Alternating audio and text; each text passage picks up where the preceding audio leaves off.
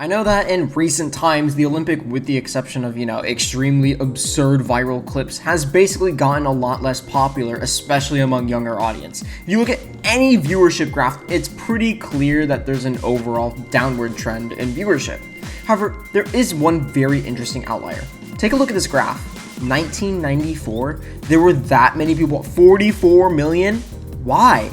Well, you see, one of the most insane scandals and rivalries would spring up that year and catch the press by storm and be one of the most famous and infamous moments in Olympic history. And that's what I'll be talking about today. And, it's of all sports that I'm going to be talking about, I'm going to be talking about ice skating, which it's so weird to know that, the most elegant sport is the one with the most infamous scandal. Okay, whatever. I just hope you guys enjoy this one. I had a lot of fun researching this one.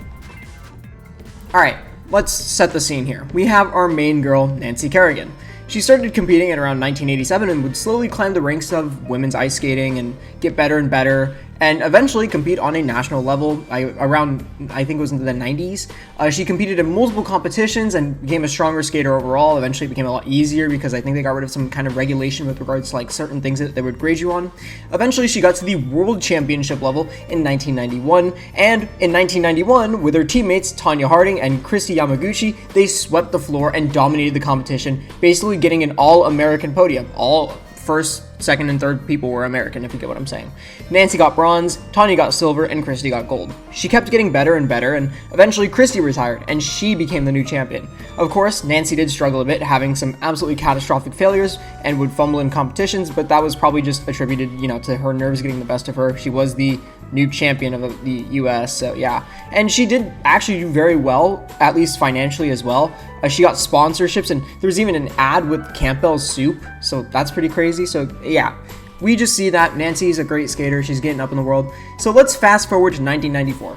She's training for nationals that year, which if she does well enough, she'll be going to the Olympics. And on the day that she's training, one of the most jaw-dropping moments will happen in, well, okay, it's not really Olympic history technically right now, because it has to do more with ice skating nationals, I guess, but it still sounds cool if I say Olympic history. So on this day, on the day she's training, one of the most jaw-dropping moments will happen in Olympic adjacent history. It's January 6, 1994, 2 days before the national championship. Kerrigan is practicing for the nationals in the Cobo Arena and prepping for her big day. A camera crew was also there to film her practice and was shooting the whole time. It was your average practice section. It was chill, nothing was honestly going on, it was as planned, I guess, and people were able to watch and people were watching. Eventually, when she finished up, she went behind a curtain to go change, however... What happened?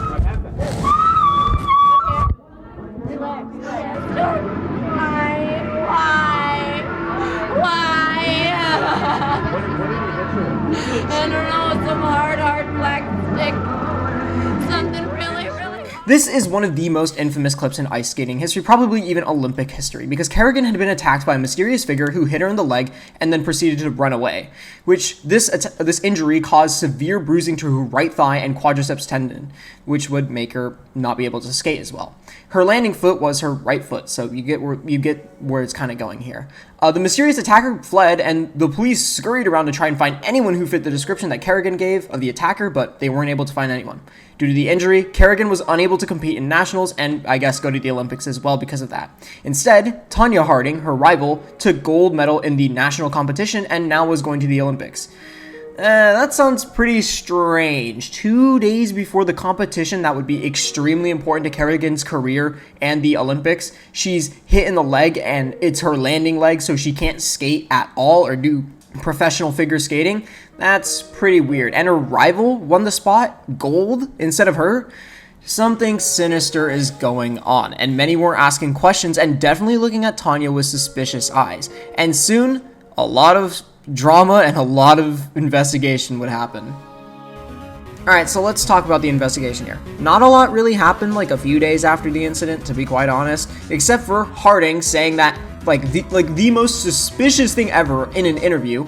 On January 11th, with an interview, she basically said, an interviewer said, oh, do you know anyone who could have planned the attack? And she's like, I have definitely thought about it. Okay, well, that's great. You're already making yourself kind of weird. And ended the interview by saying, quote, no one controls my life but me. If there's something in there that I don't like, I'm going to change it.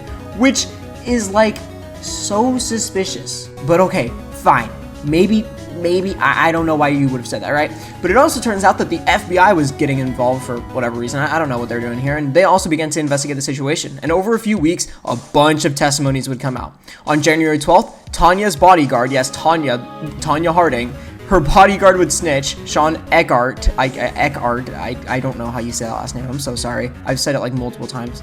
And he would give his testimony, and then another accomplice, Derek Smith, as well. Then on the 14th, the assailant, Shane Stant, would give his, and then finally on the 26th, Tanya's ex-husband-ish sort of boyfriend, kind of, it's really complicated, would give his testimony. His name was Galuli. It's kind of a goofy last name, Jeff Galuli. But yeah, they would all give their testimonies as well. And funny enough, you can thank one person for all of this. It was Sean's father's friend who would whistleblow all of this to the FBI. And with all of their testimonies, let me just piece together the whole story about what led up to this assault and kind of a little bit of the aftermath. I will mention this is it's a little shaky of a testimony because of course each one of them lied as usual. But yeah, it's a little shaky. So here, let's just go from the start. In December, Harding called her ex-husband-ish kinda about her placement in a competition and was super upset. She was concerned that she wouldn't go to the Olympics. Giluli, I'm gonna stop saying that. Her ex-husband was upset too, and soon talked about it with his childhood friend, Sean Eckhart. I still can't say that. I'm so sorry. And he was also going to become Harding's guard. During a phone call, one of the two brought up the plot, and I say one of the two because in their testimonies they both said it was the other one. Galuli said it was Sean, and Sean said it was Galuli, but no one really knows because they both lied. But one of them basically brought it up, and Galuli thought it was a good idea. Galuli would then bring it up with Tanya, who said it was a good idea and discussed payment plans with Sean. Sean then talked about this with his friend Smith and said it was really like a good money opportunity because Tanya got paid by a sponsor about $10,000 recently, and they could get in on some of that. And this could also, make them more viable in this kind of sort of stuff if they ever needed it.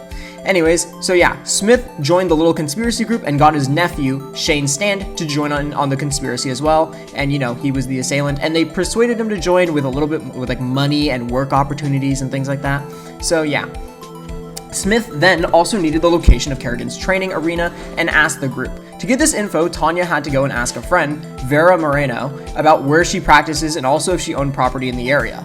The reason is because she either wanted her, Kerrigan to get attacked at the arena or at her house, which, that's awful. Apparently Eckhart also secretly recorded this, they all met together one day to, discuss payment and plans and things like that, all of them. This wasn't over the phone anymore, all of them met. And apparently Sean would secretly record this conversation with the persuasion of Smith, and, yeah, so that's something to keep in mind. He's definitely worried that they're gonna get caught, and I'm pretty sure, they did, yeah, so nice job, Sean. They also eventually just, they kind of talked about some pretty, messed up stuff. I would like to mention, just off the cuff in general. They were should we, cut her Achilles tendon? And then they were oh, maybe we should run her off the road. And then one of them was just let's just kill her. Of course, Stant, the assailant, was not going to do that. And he was no, I'm not going to kill anyone. So, yeah, anyways. Okay, sorry, sidetrack. They finally disband, and Galuli told Harding about the whole plan, about what they discussed, and she was hyped. Anyways, so fast forward a bit. They were hoping this would get done early January, late December, but it didn't. And it was kind of getting, there was something going on that wasn't getting done, and so obviously Galuli and Harding were mad because they actually just paid Sean. So fast forward a bit, Sean's at this arena where Harding is training, and Harding would say something about why isn't it getting done or something like that, and all of them everyone would agree that happened, at least Harding and Galuli and Sean. So yeah, and actually it didn't fail. The reason that this isn't happening is because Shane was just having troubles getting a car and stuff, so the plot just didn't fail. It was just having delays, a lot of them. So yeah, anyway, Shane basically kept trying to find Kerrigan for a while, and just basically kept trying to stalk her at least. Eventually he would get to her, and yeah, but just keep in mind that he was waiting outside the parking lot for a really long time, just seeing if she would show up. So yeah, if you want a very in-depth look into this whole plot and also a little bit of the aftermath, I would highly recommend reading this article called Anatomy of a Plot. It goes really in depth. I did not do this whole thing justice. It was because it's very complicated, kind of what happened. So you get the idea. So yeah. Now, you'd think with all of these testimonies, because no, the whole group except Tanya essentially just snitched, you think with all of this evidence, Tanya would get freaking involved, like, in some kind of, like, legal trouble, or maybe, like, not get allowed to go to the Olympics, or at least, bare minimum, get in trouble with the National Skating Association, or whatever it's called, right? Like, you know, she was part of a conspiracy, and she did intentionally sabotage someone else. Yeah, no, that didn't really happen. As it turns out, the Ice Skating Association, like, they couldn't really, like, they couldn't get her in trouble, I would say. Like, they kind of, like, didn't do it. And I think the Skating Association just held back or something. I'm not really sure why. And they will charge Tanya eventually, just not yet. And also, I think it doesn't help that Tanya, to this day, will persist that she was never part of it. She never knew about the attack until after it happened. She never said she was involved. To this day, she guards that with her life, even though, like, let's be honest, you were part of it. Now, before I end this section, I would also like to say it's extremely important because there's a bunch of information regarding, like, Tanya's upbringing that would become more public, but I'll save that for the end because it's a lot more important for the end. So yeah. Anyways, that is all the investigation stuff out of the way. Let's just go back with the story. Now, okay, the thing is that Kerrigan was actually fine after some time to heal. Sure, her leg wasn't broken, it just had a bruise, and so eventually she healed and she was able to skate again. So I think what ended up happening is that they kind of let her back in, like the skaters were like, okay, let's let Kerrigan back in because she obviously would have won. And so I guess the National Skating Association or something like that, I don't know who let her back in, but they were like, yeah, let's let her back in. And by this time, everyone kind of knows what's going on and nobody likes Tanya at all. Everyone hates her and dislikes her, and they all want her to lose. And funny enough, the two would actually practice together, and it was kind of weird. Kerrigan wore, like, the same outfit, like, that she wore on the day that she was attacked, or, like, the same outfit she wore when she was, yeah, you get what I'm saying. And then when prompted about it, because everyone was like, oh my god, she wore it again, she just said, quote, humor is empowering, or something kind of like that. Anyways, alright, a little bit goes on. It's finally time for the Olympics. This is what the whole story, like, centers around. This is the biggest moment of these two people's lives. This is very important. And let's start with Tanya Harding, all right? She's doing good. Okay, she's doing good. Oh, why is she crying? Okay, so it turns out in, like, the first, like, few minutes, her shoe got, like, broken, as you can see. But don't worry, they gave her a second shot. She was crying, and then she got better. And, you know, even though people booed her at first, she still did a fantastic job. She did a very amazing performance and would obviously meet an applause near the end. It was really good, really fantastic. I think the performance was really awesome. So, yeah. Anyways, now it's Kerrigan's turn. Yeah, she did absolutely amazing. I liked hers actually a little more and was also, like, just absolutely stunning. I think her, like, ending little bit was really cool where she does, like, these flips. So, yeah, absolutely great. And, you know, I think the reason that these two like clips that I'm showing you right now are some of the most memorable performances, and I don't think it was because of, like, them standing out. It was literally just because people wanted to see them both. People wanted to see Tanya fail, and they wanted to see who would win who. Like, was Tanya gonna win even though she cheated Kerrigan, or was Kerrigan gonna win and, like, you know, good side win? You know, people were dying to know who was gonna win, right? Anyways, so who would ultimately win? Well, drumroll please. Kerrigan would place second place and Tanya placed 8th. God damn, that's ruthless. Yeah, Kerrigan won by a lot, and the first place medalist was some Ukrainian girl who, like, got super injured, like, right before the day before competing, and she also did an absolutely phenomenal job. It was, like, really good, by the way.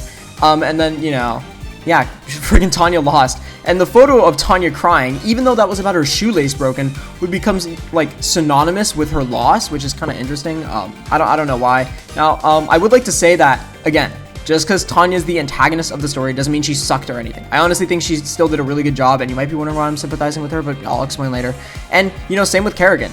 Many would end up calling this karma, and this is what Tanya gets for doing this to Kerrigan. And even if she denies it, let's be honest, she was in on it.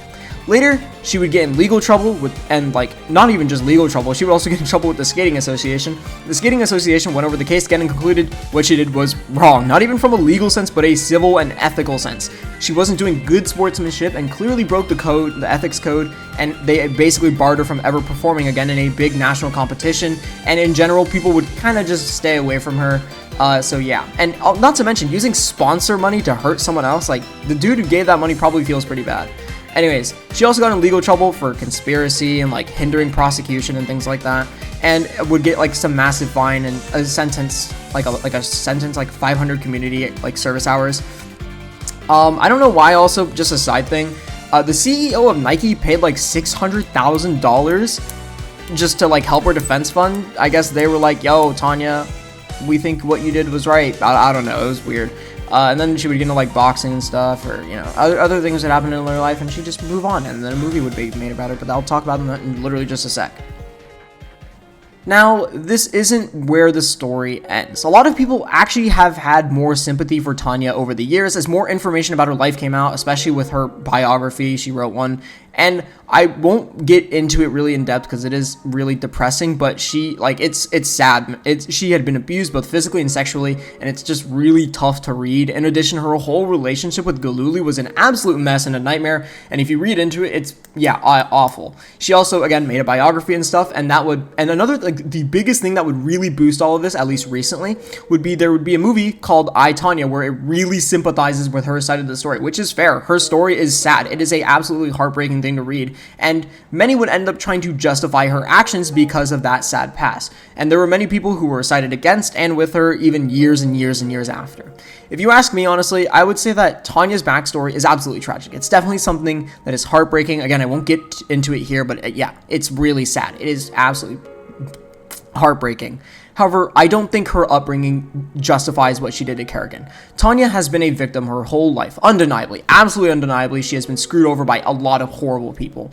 However, I do not think that in any way justifies making someone else a victim of something awful. And I do know that her upbringing could have made her more inclined to do this. I guess, like, you know what I'm saying? Like, her upbringing, these experiences she's had would kind of make her more in a mentally unwell place and do more irrational things, but I still don't think that's okay. I do still deeply sympathize with Tanya, though, and she should have gotten the support she needed as a child and gotten away from her awful family situation. Again, it is really, really sad, especially to know that, like, she had to deal with all that and then become famous and then get screwed over again. So, then again, she kind of did it to herself when she, sabotaged Kerrigan. But yeah.